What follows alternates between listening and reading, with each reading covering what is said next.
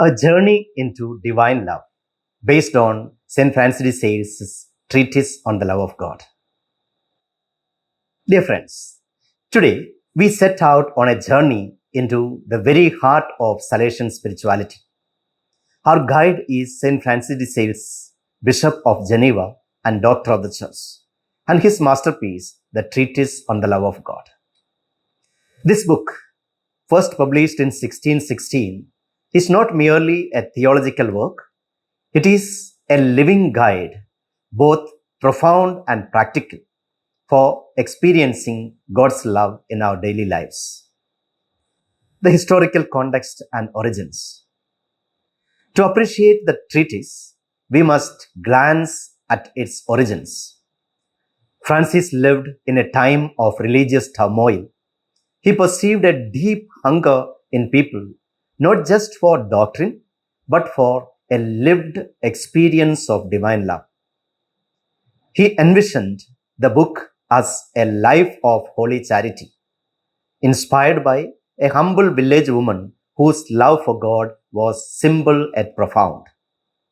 Over 9 years, often in the midst of heavy pastoral duties, Francis worked on the treatise.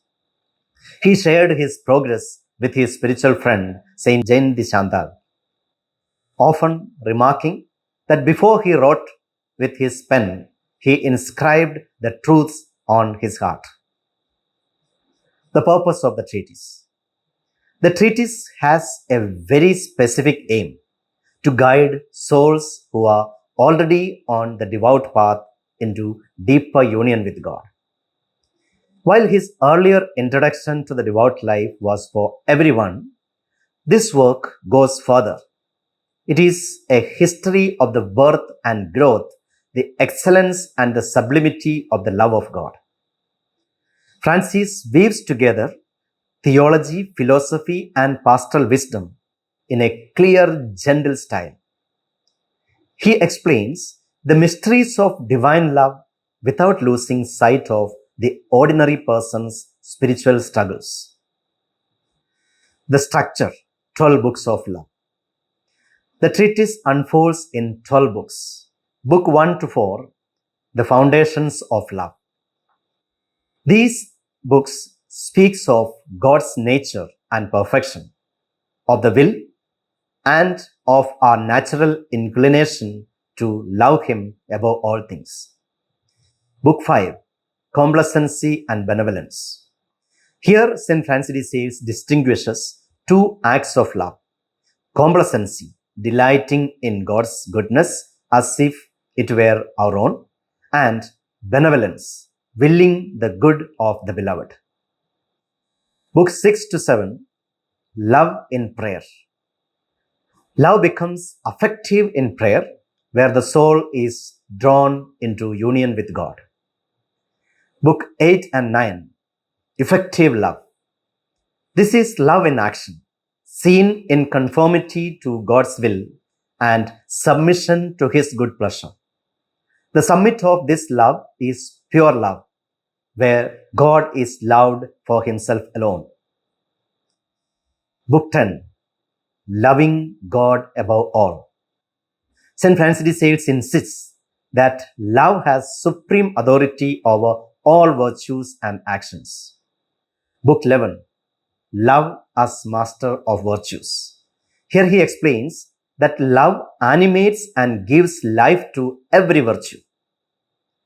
And finally, Book 12, Growing in Charity. This final book is both a summary and a call to action.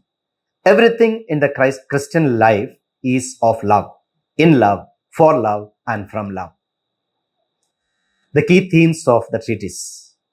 First, God is love. For Francis de Sales, this is not just an attribute of God, it is His very essence. Love is the heartbeat of all creation. Second, the universal call to love. Every Christian is invited to make God's love the driving force of life. Third, transcendent love. This love, agape, surpasses all human action. It penetrates, transforms, and unifies everything. Fourth, pure love and holy indifference. Pure love means loving God for His own sake. Holy indifference means total surrender to His will, trusting Him in all things. Fifth, the role of the will. The human will naturally tends toward love. Whether we become virtuous or sinful depends on how we direct this love. Sixth, grace and human freedom. Francis teaches that divine grace and human freedom work together in a beautiful dance of cooperation. Salesian spirituality, a spirituality of the heart. The treatise lies at the center of Salesian spirituality. St. Francis has rightly been called the doctor of divine love. For him, love is not one virtue among others. It is the very soul of the Christian life. Everything flows from love, through love, and returns to love. This is why his spirituality is often called a spirituality of the heart. Practical applications for us today. The treatise is not just lofty theory. It offers practical steps for living in divine love. First of all, choose love daily.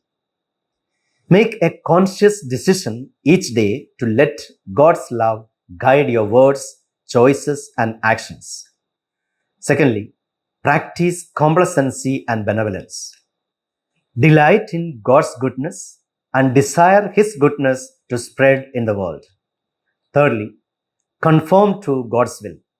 Accept with trust whatever God permits in your life, whether success or suffering. Fourthly, cultivate virtues. Let love inspire virtues such as humility, gentleness, patience, and kindness. Fifthly, engage in prayer.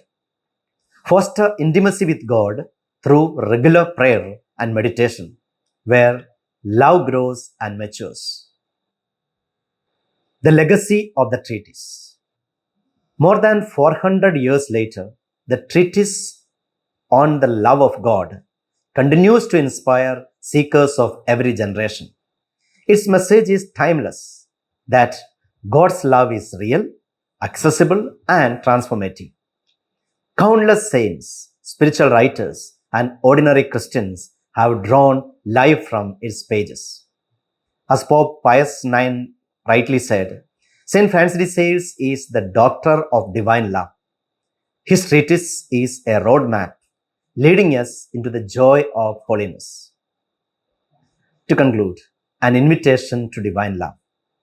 My dear friends, the journey Francis de Sales began is ours to continue. Each of us is invited to step into the adventure of divine love. The Treatise on the Love of God is not a book to be read once and set aside. It is a companion for life. Its wisdom can guide us in prayer, relationships, in struggles, and in service. So, I encourage each of you, take up this journey with St. Francis de Sales. Let love be the compass of your life. May we, like him, come to see that everything in the Christian life is of love, in love, for love, and from love. And may this divine love, stronger than death, deeper than suffering, more lasting than time itself, transform us and draw us ever closer to the heart of God. Live Jesus.